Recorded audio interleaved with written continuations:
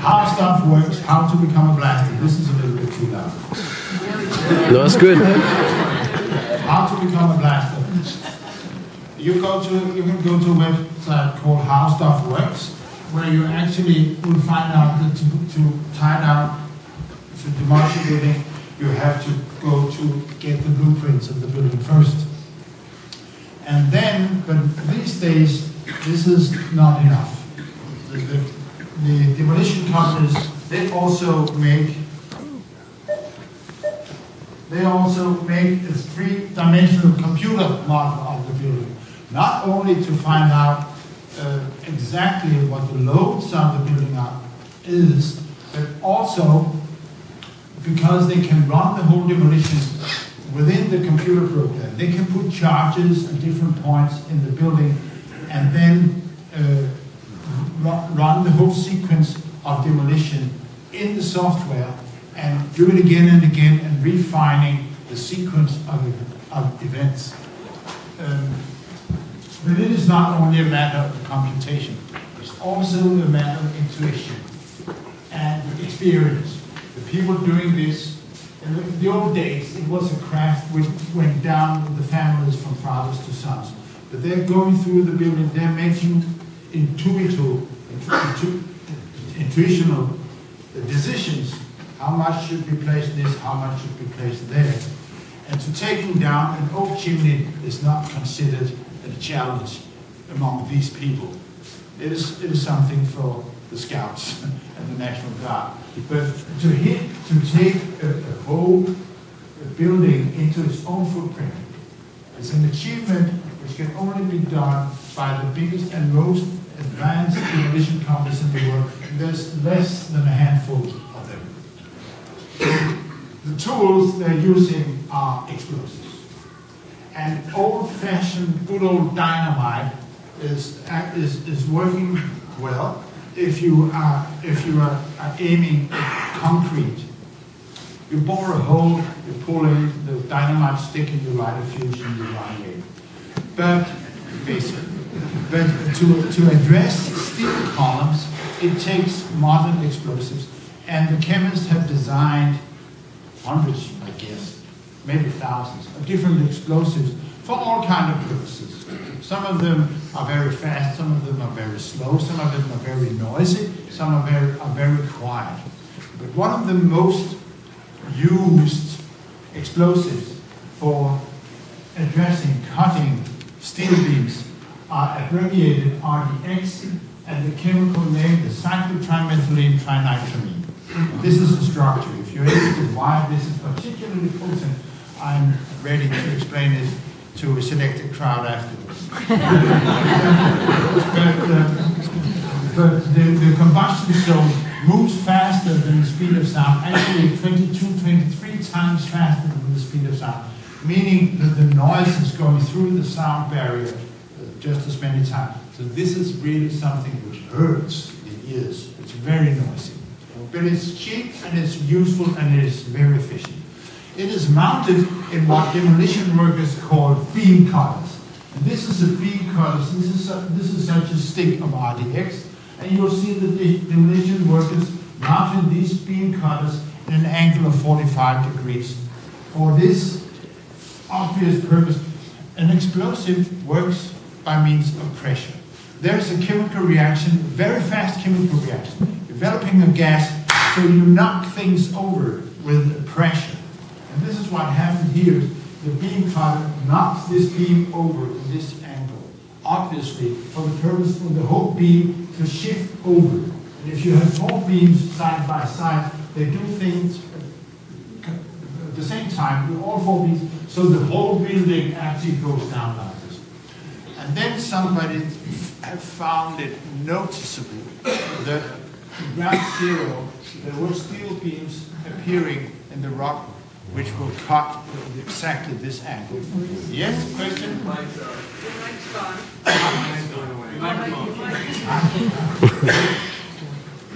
Maybe there's something going on with this puppet.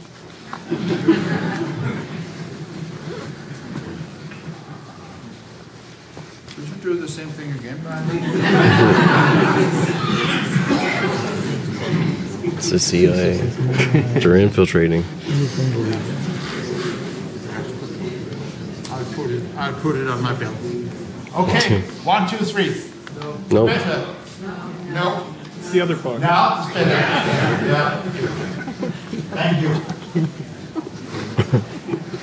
There's a question in the front. May I correct you about this being a column rather than a beam?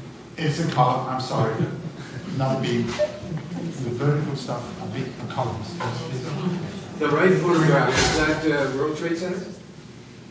Yeah, The right. yeah, the towers. And Which tower was that photographed? I don't know. But the picture has been disputed because somebody would say that this was, the cutting of this beam was happening during the cleanup operation. But this was just, what do you call it, the torch had been applied to the beam and the cut. But I had an engineer in an earlier presentation who said, no, a clean-up worker would never do like that because it takes 3 times as long time as just to go. And another thing which is saying something about the time this picture has been taken are the 2 gentlemen here in the front, because they waited to start the cleanup operation until September the 29th because the firemen was allowed to go around in the rubble and look for the remains of their dead colleagues. They died, I believe, in a number of 340 something. So they were allowed, they did not start the whole cleanup thing because the firefighters had given up all hope. And this is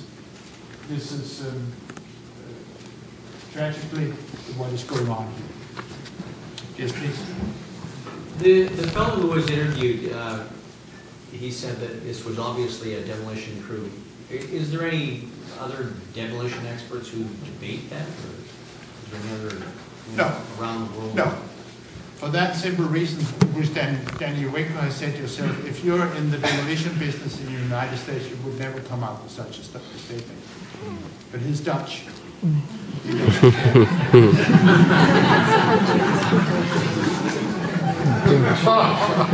Well, talking about in question of the video, can you hear me? Just a clarification about the diagonal cut. Yeah. I never heard that explanation. So can you give your response to that explanation again? Which explanation? That if the cleanup crew is cutting at a diagonal, would there be any reason for them to do that if they have a tall beam still, a tall column? I don't know. Would they want to knock to one side? I don't know. I don't know. But I'm saying that somebody has found it noteworthy that this is the observation.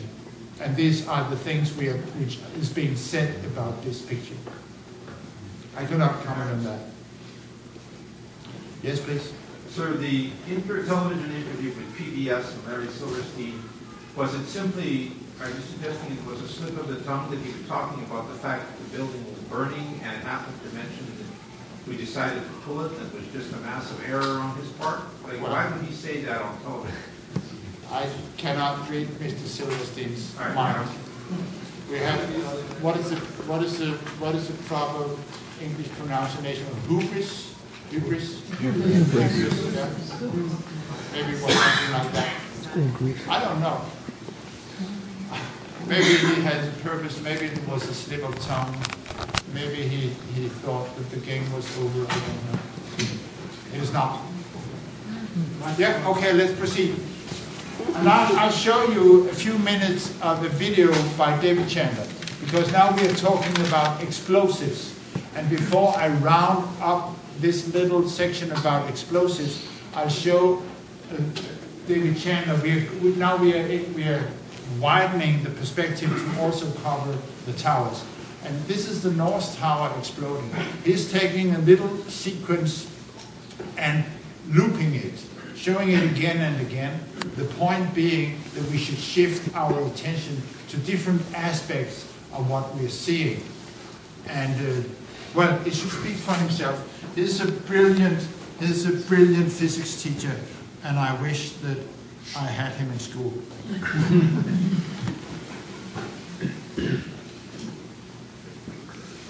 point in science is observation. What you are seeing here is what happened to the North Tower of the World Trade Center, the second of 3 buildings to collapse on 9/11/2001. I use the word collapse, but words can be deceptive. What do you really see happening here? There's a tremendous amount of falling debris, but under the canopy of debris, do you see the rapid sequence of explosive ejections of material? Some of the jets have been clocked at over 100 miles per hour. I will call them explosions because it's hard to find other words that describe what we are seeing here. The explosions are not isolated and few. They are continuous and widespread. They move progressively down the faces of the building, keeping pace with the falling debris. Perhaps you can imagine a natural cause, but I can't.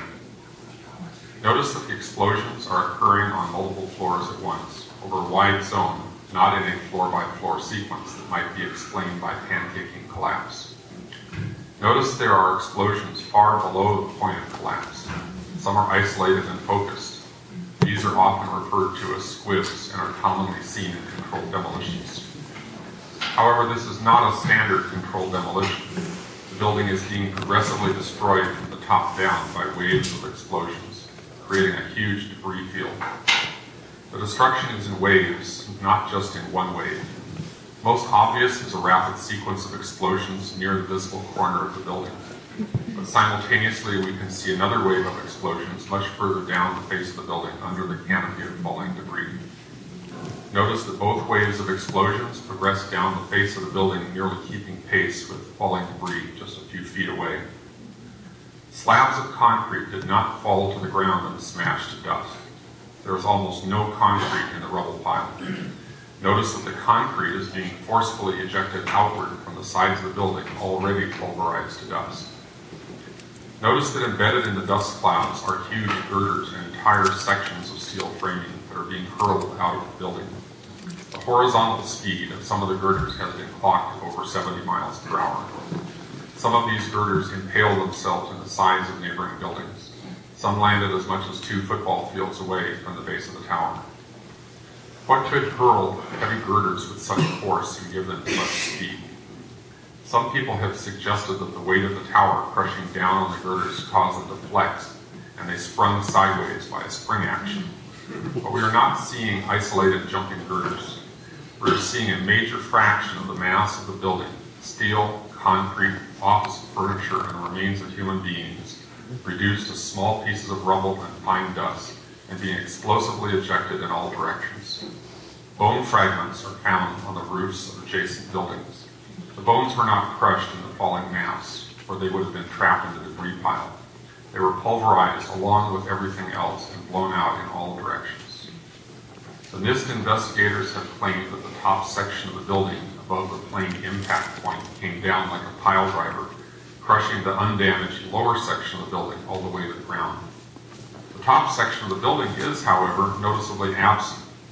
There is nothing above the ring of explosions except for a fountain of debris. Can you see a pile driver?